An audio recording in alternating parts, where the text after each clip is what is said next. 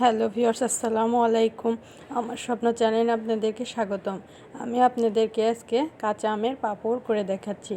দেখে নিন এই পাঁপড় করতে কি কি লাগছে। আমি এখানে দুটো ছোট সাইজের আম ভালো করে কেটে নিয়েছি। এখন আমি এটাকে কুচি করে নিব। এইভাবে দেখুন কুচি করে কেটে নিয়েছি। আমি এটাকে প্রেসার কুকারের মধ্যে দিয়ে দিচ্ছি সিদ্ধ হওয়ার জন্য তাড়াতাড়ি। এখানে আমি একটু লবণ দিয়ে দিব আর 1.5 কাপ পানি আমি এখানে অ্যাড করে দিচ্ছি। 1.5 কাপ পানি, দেখুন 1.5 কাপ পানি অ্যাড করে দিলাম।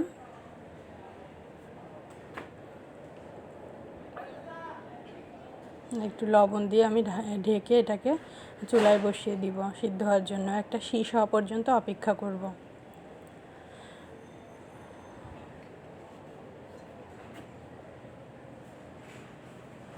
দেখে নিন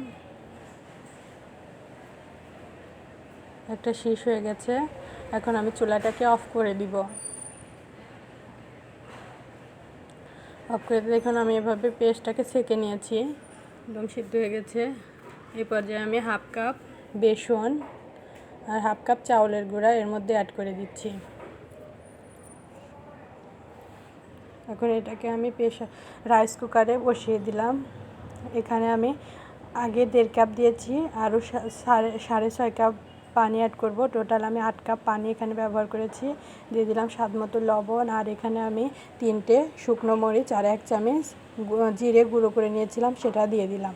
আর আমি একটু ফুড কালার দিয়ে নিচ্ছি।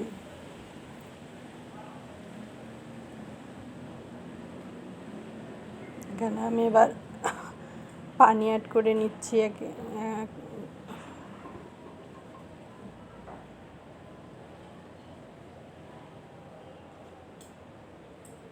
এখন আমি এখানে 6.5 কাপ পানি অ্যাড করে নিচ্ছি। টোটাল আমি 8 কাপ পানি ব্যবহার করেছি।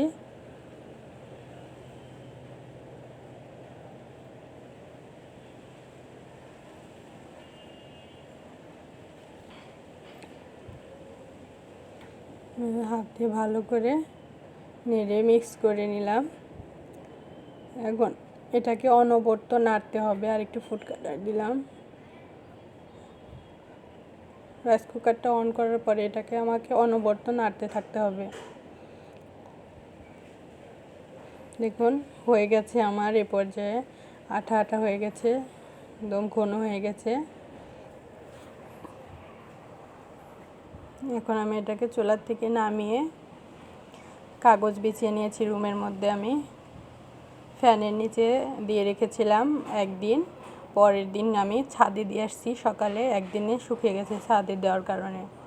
আমি ফ্যানের নিচে দিয়েছিলাম কারণ এটাকে যাতে আমি যতক্ষণ একটু শক্ত শক্ত হয়েছে উঠাতে পেরেছি কাগজ থেকে, তখন আমি এটাকে ছাদে দিয়েছি নিয়ে। এভাবে দেখুন চামচ দিয়ে ঢেলে একটু গোল করে দিবেন। এভাবে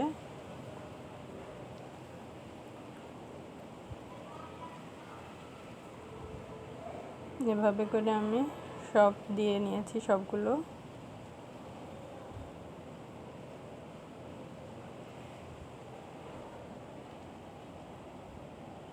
দেখুন এই যে পাশে দিয়ে নিয়েছি। আমি এবার ছাদে থেকে কয়েকটা পাঁপড় শুকিয়ে গেছে দুপুরে দেখিয়ে নিয়ে আসছি আপনাদের দেখানোর জন্য। দেখুন এরকম হয়েছে আমার পাঁপড়গুলো।